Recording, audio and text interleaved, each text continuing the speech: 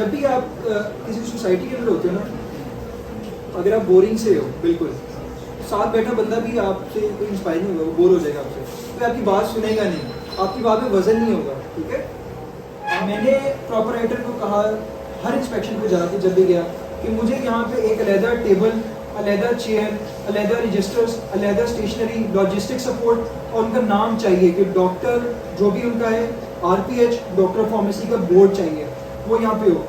आप लोग उनको ऑन करें और वो अपने रजिस्टर्स पे नारकोटिक्स स्टेरॉइड्स की सेल परचेज को मेंटेन करें। ठीक है, अगर मैंने सुन लिया कि किसी फार्मासिस्ट को किसी प्रॉपराइटर ने किसी ने कुछ कहा, मैं उसको नहीं छोड़ा। ठीक है, ये अपने प्रोफेशन के लिए मैंने किया वहाँ पे कि सर इसको कुछ ना कहें, ये हमारा डॉक्टर हमने खुद ही बिठाया हुआ है इसको, हमें कुछ करें, इसको ना सीख करें।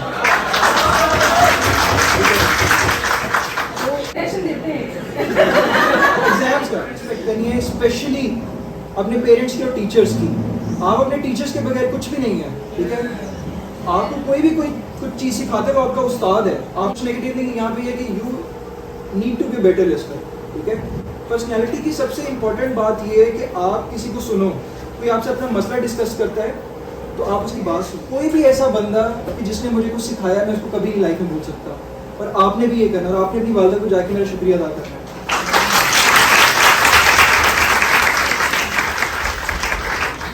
की कहानी की कैसे एक लड़की आती है, फार्मेसी में एडमिशन लेती है, वो ड्रग्स पे लगती है, उसकी वार्डन होती है, वो वार्डन उसके क्यों खिलाफ होती है, वार्डन का मैंने दिखाई उसकी जवानी में उसके साथ क्या हुआ था। तो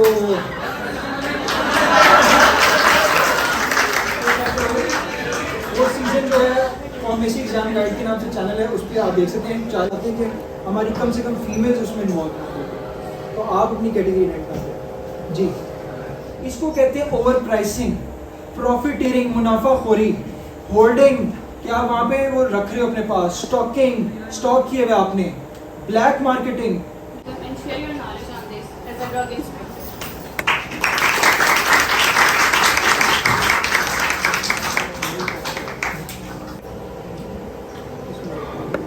आवाज आ रही है आप सबको?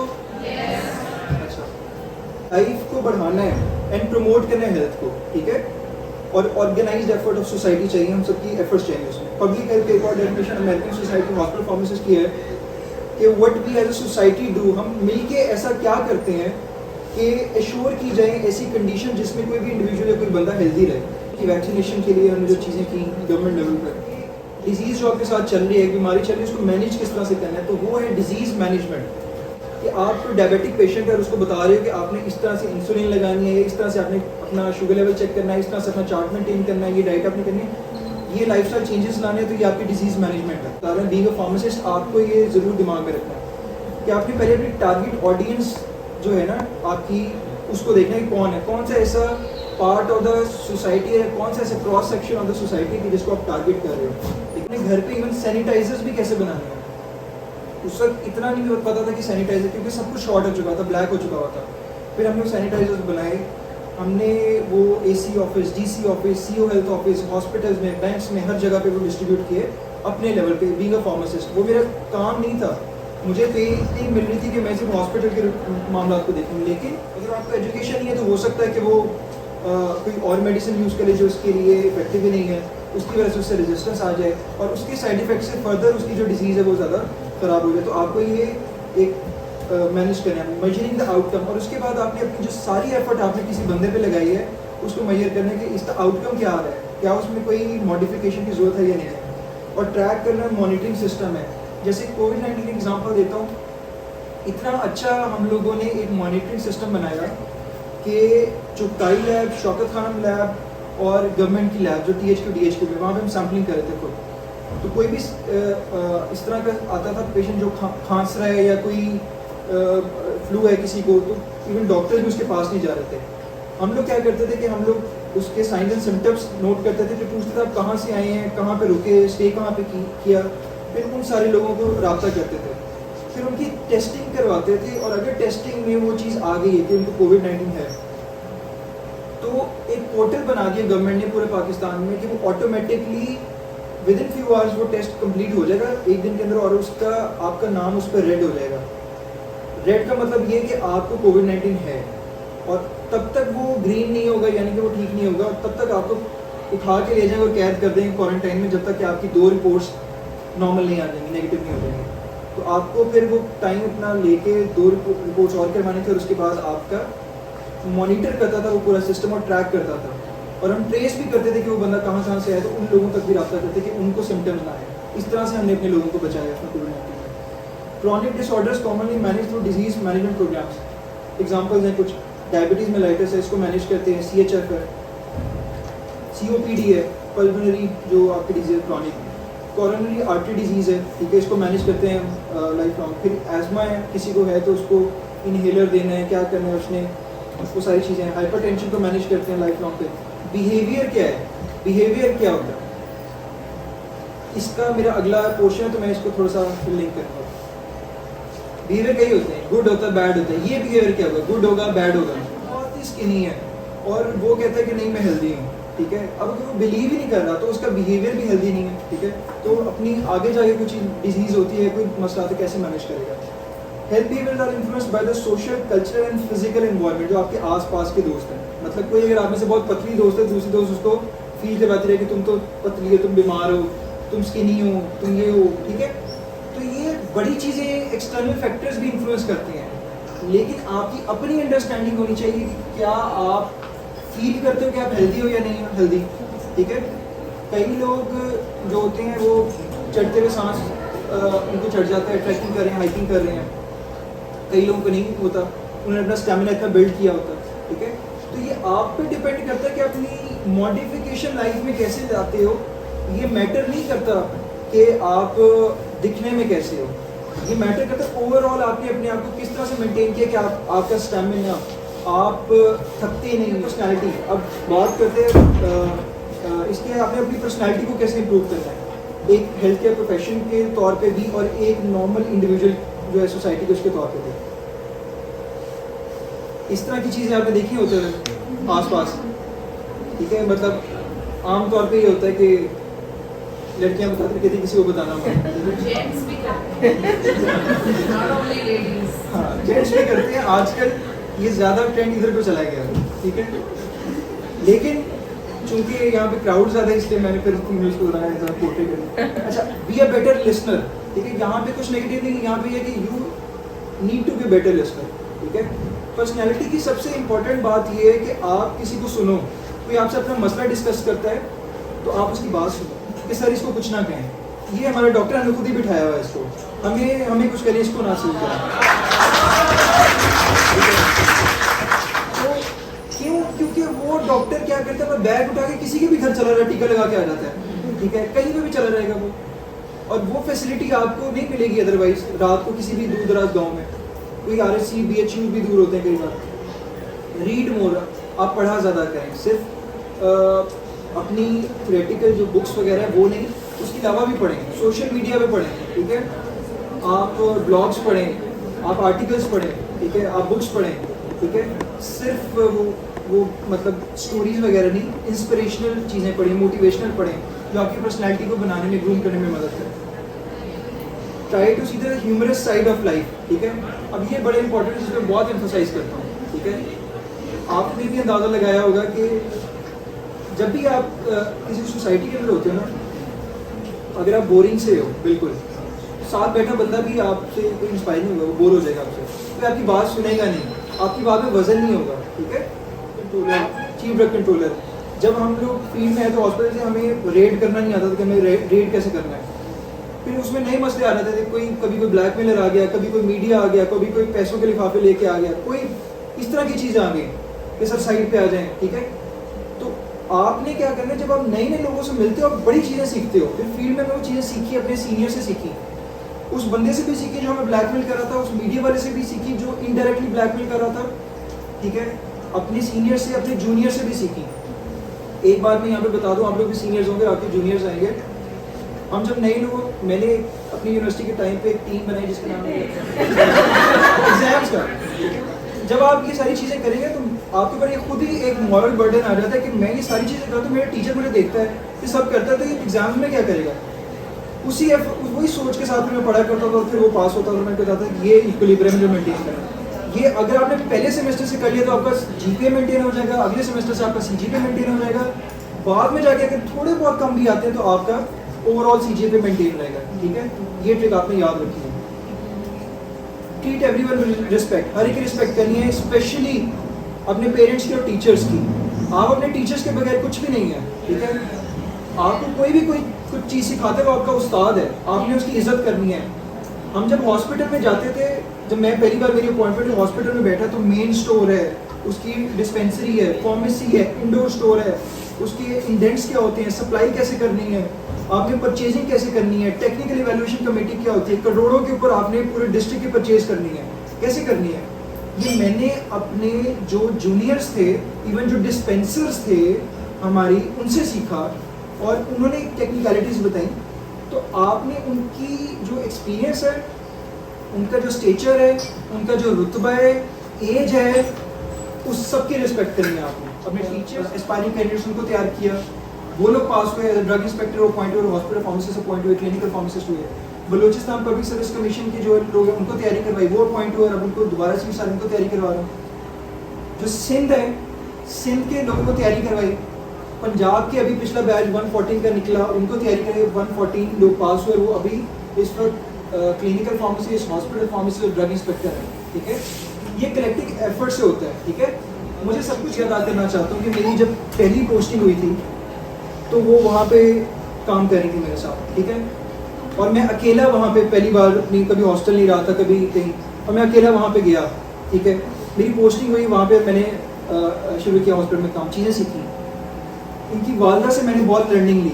उन्होंने with respect to the medication, overall procedure of the hospital, मुझे बहुत कुछ सिखाया। मैं अकेला था वहाँ पे, इवन जब वहाँ पीछे घर था, अकेला रहता था, कभी मुझे उन्होंने खाने के लिए ला के देना, ठीक है, कभी उन्होंने चाय पूछ लेनी, कभी मुझे चीज़ें टेक्निकलिटी सिखानी, ठीक है। तो मैं कोई भी ऐसा बंदा कि जिसने मुझे कुछ सिखाया, मैं उसको कभी लाइफ में भूल सकता। और आपने भी ये करना, और आपने अपनी वालदा को जाके मेरा शुक्रिया अदा करना है।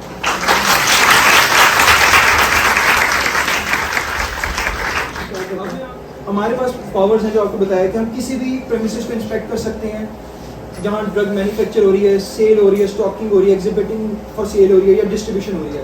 ये क्लिनिक है जिसका लाइसेंस नहीं है। तो जब हम यहाँ पे रेड करते हैं तो प्रॉपर्ली उसको चेक करते हैं, आगे पीछे उसकी कबर्ड, कई बार पीछे छुपाई होती है, कई बार लोगों ने जेबों में छुपाई होती है, ठीक है। अनरजिस्टर्ड मेडिसिन होती हैं, इलीगल होती हैं, वो पकड़ते हैं। यहाँ पे आपको लग रहा है कि मैं बहुत बीमार हूँ, लग रहा हूँ शक्ल से कि बहुत बीमारी है मेरे चेहरे पर। मैं बहुत ज़्यादा 2 घंटे ट्रैवल करके बहुत दूर दराज गाँव में गया, कंप्लेन थी पीएम पोर्टल की, चेक किया कि नशे के इंजेक्शन लगाता है, नारकोटिक्स का इस्तेमाल करता है, रेड किया। सक्सेसफुल इंस्पेक्टर वो होता है कि जिसका रेड कामयाब जाए और उसका जो मुजरिम है वो पकड़ा जाए। जब मैं वहाँ पे गया हूँ, प्रीमिसेस ओपन थी, मैं वहाँ पे गया, लेकिन वहाँ पे मुझे वो बंदा नहीं मिला, मुझे एक बच्चा मिला। बच्चा वहाँ पे सब कुछ कर रहा था, इंजेक्शन भी लगा रहा है, वो मेडिसिन भी दे रहा है, सारा कुछ कर रहा है। ये छोटा बच्चा है, ठीक है, स्कूल गोइंग। अब मैं वहाँ से जा नहीं सकता था क्योंकि मुझे मुजरिम को पकड़ना था। अब मैं वहाँ पे एज अ पेशेंट बन के फिर बैठ गया। मैंने नहीं बताया, वहाँ मज़ार था, मैंने कहा मज़ार विजिट करने, मैं आपके पास ना सर दर्द हो रही है लेने आया। मैंने भी यहाँ से बीपी अपना चेक करवाया उस बच्चे से, उससे मैंने मेडिसिन ली, न्यूट्रोफोर्ट, वो खाई। उसके बाद मैंने उससे देखा तो उसके पास सारी नारकोटिक्स स्टेरॉइड पड़ेगी। फिर कुछ मेडिसिन ऐसी होती है जो अनरजिस्टर्ड होती है, जो स्मगल्ड होती है, सोल्ड और स्टॉक्ड और एग्जिबिटेड और डिस्ट्रीब्यूटेड। ये मेरे साथ एक फीमेल ड्रग इंस्पेक्टर है, ठीक है, जिन्होंने फैसलाबाद में फीमेल ड्रग इंस्पेक्टर के तौर पे काम किया। हमने कलेक्टिव रेट्स भी काफ़ी की और हम यहाँ पे मेडिसिन के इनवॉइस, वारंटीज और रिकॉर्ड चेक कर रहे हैं। तो अगर कोई फीमेल ये समझती है कि वो फील्ड का हिस्सा नहीं बन सकती, गवर्नमेंट लेवल पे एक ड्रग इंस्पेक्टर नहीं बन सकती, वो इतनी पावर्स के साथ काम नहीं कर सकती, फिर नहीं सकती, तो वो भूल जाए। अगर आपके अंदर हिम्मत है, डिटर्मिनेशन है, या जज्बा है, तो आप वो काम कर सकते हैं। मेरे सामने एग्जाम्पल मेरी अपनी सिस्टर की थी। उन्होंने as a drug inspector Punjab institute of cardiology serve किया काफ़ी सारा, वो सेक्शन ऑफ स्पेशलाइज में है। मैं अपनी वालदा की थी, बचपन से देखा उनको एजुकेशन डिपार्टमेंट, कभी यहाँ ट्रांसफ़र, कभी पोस्टिंग, उनके साथ कभी इधर जा रहा हूँ, कभी उधर जा रहा हूँ। मेरे वालिद साहब की ट्रांसफ़र पोस्टिंग कभी इधर कभी उधर, तो उनको देख के फिर सीखा। तो आप अपने मेंटोर चूज़ करते हो फिर कि जिनको देख के आप सीखते हो और फिर आप लाइफ में आगे बढ़ते हो, ठीक है। तो फीमेल्स को मैं ये बात कह रहा हूँ, मेल्स के अलावा भी, कि आपके पास भी पूरा इक्वल चांस है मेल्स की तरह का। हम क्या कर सकते हैं, हम take samples of any drug, ठीक है। कोई भी pharmacy industry, manufacturing unit, quack, पंसार, हकीम, दवाखाना, शिफाखाना, कहीं से भी मेडिसिन मिलेगी हम उसकी सैम्पलिंग करके भेज सकते हैं ड्रग टेस्टिंग लैब को, जो WHO से प्री क्वालिफाइड है, जहाँ भी वो हमें बता देंगे इस ड्रग के अंदर क्या है।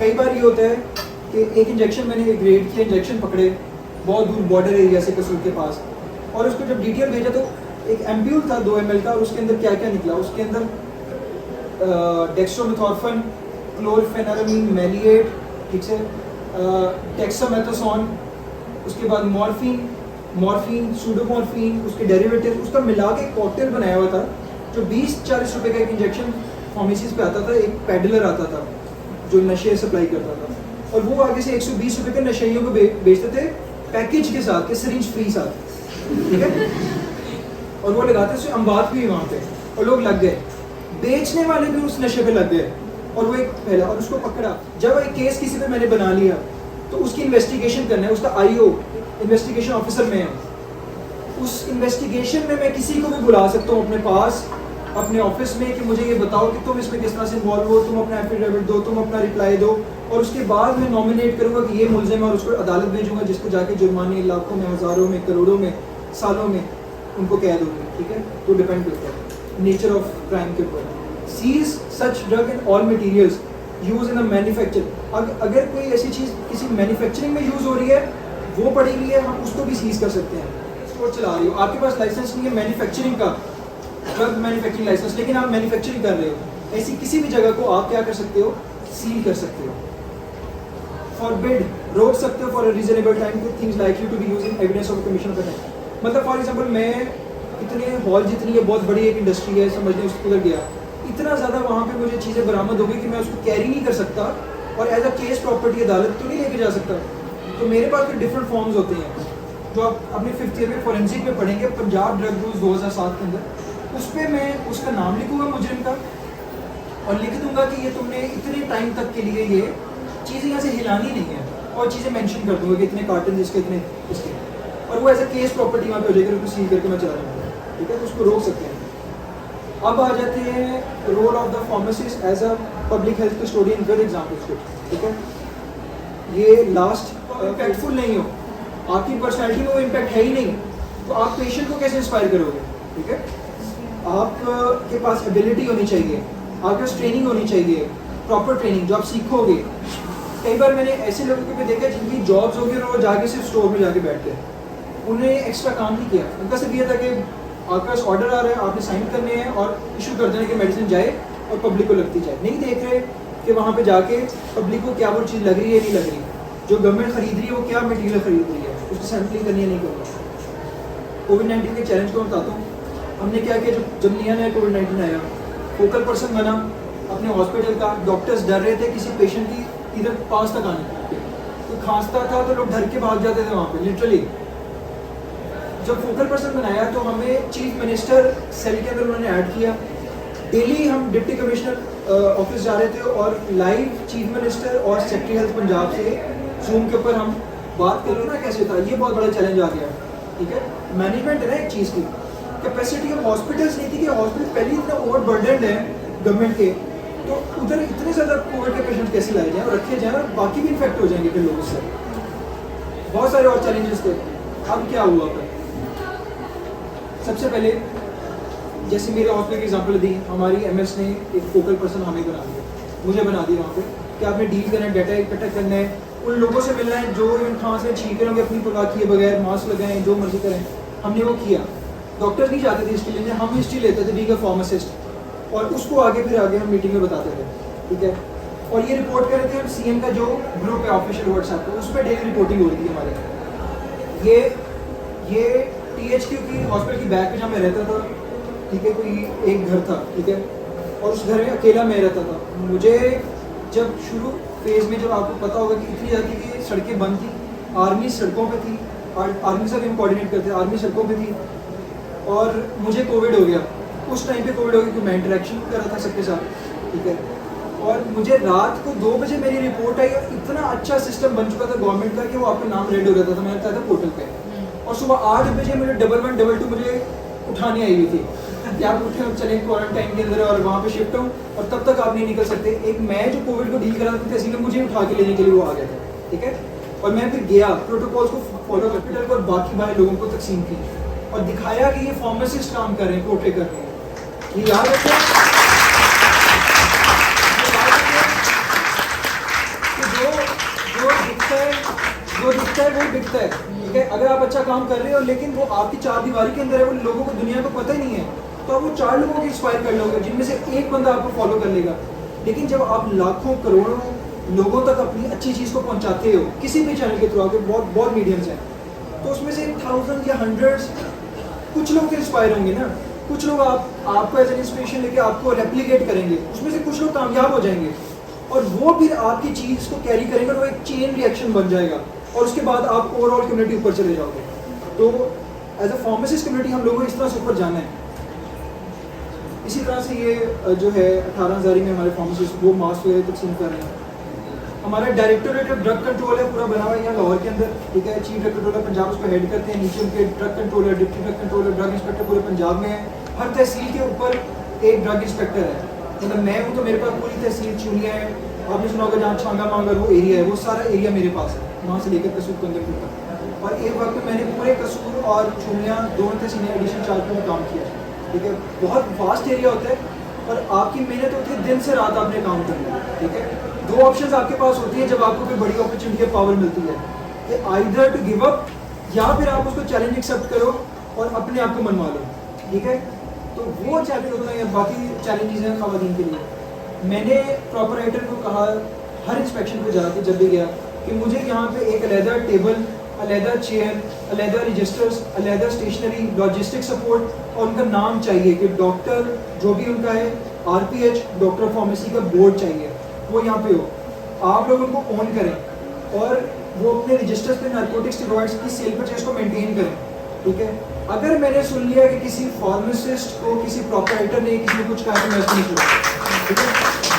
ये अपने प्रोफेशन के लिए मैंने किया, ये किसी को फेवर करने के लिए मैंने अपने लिए किया ताकि पता चले कि फार्मेसी प्रोफेशन किया। और फिर फार्मासिस्ट को बताया कि जब ये आपको साथ लेके चलें तो आपने इनकी भी रिस्पेक्ट करनी है, एक टीम के तौर पे आपने करना है। और फिर कंपटीशन करवाया अपने एरिया में सारी फार्मेसीज का कि जो टेम्परेचर मेंटेन करेंगी सही, जो नारकोटिक्स सही मेंटेन करेंगी, जिसका क्वालिफाइड प्रेजेंट होगा, जिसकी सफाई होगी, ह्यूमिडिटी कंट्रोल होगा, selling, stocking, exhibiting for sale as per law की, उसको हम फर्स्ट प्राइज देंगे, सेकंड, थर्ड, इस तरह से वो हमने किया। मैंने किसी को इंजेक्शन लगाया है और उसकी तबीयत ख़राब है तो मुझे नहीं पता, मेरी कोई बात नहीं सुना, मैंने DC को भी कंप्लेंट किया, किसी ने बात नहीं सुना।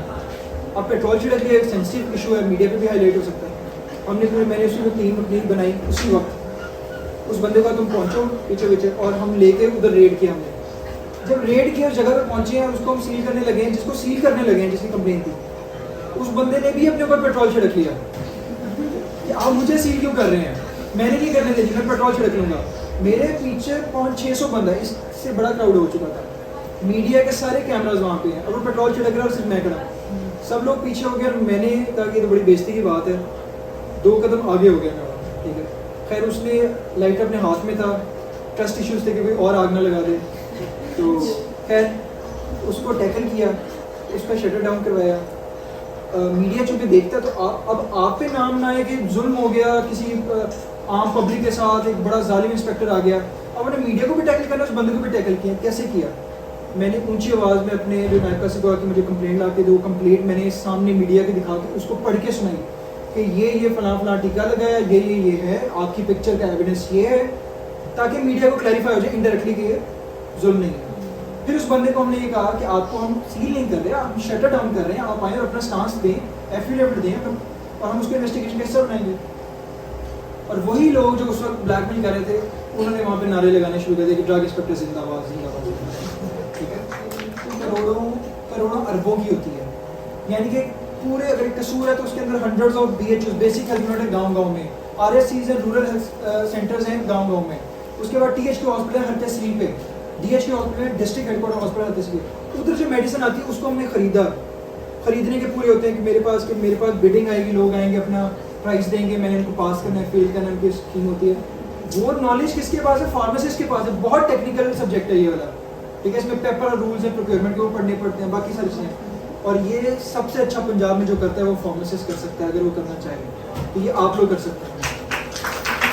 Drug regulatory authority of Pakistan, जो मेडिसिन आती है वो रजिस्टर कहाँ से होती है? अगर पैनाडोल है कहाँ से रजिस्टर्ड है, स्टारपुल है कहाँ से रजिस्टर्ड है? कोई नहीं, अगर आपने कोई इंडस्ट्री बनानी है, मेडिसिन को रजिस्टर करवाना है कि ये सेल हो, तो कौन करेगा? DRA, drug regulatory authority of Pakistan, DRAP, ठीक है। फार्मेसी वैक्सीन ट्रायल्स के अंदर इन्वॉल्व थे, कोविड के रिसर्च और ट्रेनिंग के अंदर जो थे इन्वॉल्व थे। लेजिस्लेशन होती है, यानी कि आपका ड्रग एक्ट जो 5th ईयर में पढ़ेंगे, आपका ड्रग एक्ट 1976 है, फिर पंजाब ड्रग रूल 2007 है।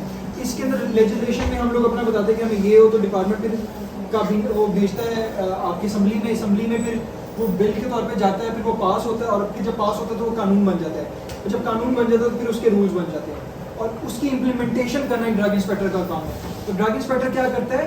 Implementation of the drug act 1976, Punjab drug rules या ड्रैप एक्ट, ये जो भी कानून है उसकी अमल दरामद पर है। शुमाइला की कहानी के कैसे एक लड़की आती है, फार्मेसी में एडमिशन लेती है, वो ड्रग्स पे लगती है, उसकी वार्डन होती है, वो वार्डन उसके क्यों खिलाफ होती है, तो वार्डन का मैंने दिखाई उसकी जवानी में उसके साथ क्या हुआ था। तो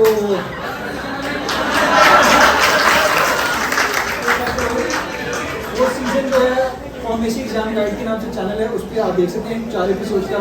अगला सीजन उसका बाद में शूट होगा, और मेरा एमफिल चल रहा था, उसका डिफेंस मेरा परसों क्लियर हो गया, और अब मेरे पास टाइम है कि मैं दोबारा जो यंग जनरेशन है उनको साथ लेके जो लाइक माइंडेड मेरा दिमाग समझ सकते हैं या मेरी एज को मैच कर सकते हैं, मैं उनको साथ लेके मैं इस तरह की और एक्टिविटीज़ करूँगा, और पूरे पाकिस्तान को दिखाएंगे कि हमारी फार्मेसिस्ट क्या हैं, कितने क्रिएटिव। ये 4 बुक्स जो मैंने लिखी हैं, फॉरेंसिक फार्मेसी की है, फार्मेसी बता दो कि चक्कर लगा रही होगी अपनी कैटेगरी रेंट पे देके, तो क्या वो हमें अच्छा लगेगा? नहीं, पूरी कोशिश करते हैं कि हम फीमेल को इससे दूर रखें। उसके लिए पहली चीज़ ये है कि आपको मोटिवेट करें, इंस्पायर करें, आप तक ये नॉलेज लेके आएँ कि आपके नाम पे, आपकी कैटेगरी के नाम पे किस किस तरह की चीज़ें सेल होती हैं। तो जब पकड़ा जाता है तो हम चाहते हैं कि हमारी कम से कम फीमेल्स उसमें इन्वॉल्व हों, तो आप अपनी कैटेगरी रेंट कर दें। जी, हॉस्पिटल में है तो मेरे लिए वो चीज़ बड़ी आसान हो जाएगी, और फिर हम अपनी जो है मिल के कलेक्टिव एफर्ट से वो चीज़ सही कर सकते हैं। नेक्स्ट जी,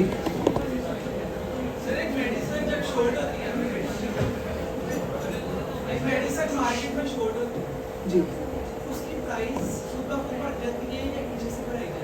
जी, जब मेडिसिन मार्केट में एक्शन होता है जी, थैंक यू। जब कोई बीमारी आती है, 2 मिसालें दे दो, डेंगू की और कोविड की। जब ऐसी कोई बीमारी है बाबा एकदम आती है ना, तो उसकी जो मेडिसिन होती है ना वो शॉर्ट होने लग जाती है। ये एक इशू आता है, इसके ऊपर हम एक्शन लेते हैं काफ़ी। जो अभी शॉर्ट हुई मार्केट में, उसकी एक वजह ये थी कि हमारा जो रॉ मटेरियल पीछे से आ रहा था पाकिस्तान, वो रुका हुआ था, उसकी पेमेंट्स ड्यू थी पाकिस्तान की तरफ से। पेमेंट्स क्लियर हुई है तो वो सब चीज़ें क्लियर हुई। वो रॉ मटेरियल जब इंडस्ट्री में नहीं आएगा तो मैन्युफैक्चरिंग नहीं होगी, जब मैन्युफैक्चरिंग नहीं होगी तो वो आगे स्टॉक नहीं जा पाएगा वहाँ पे।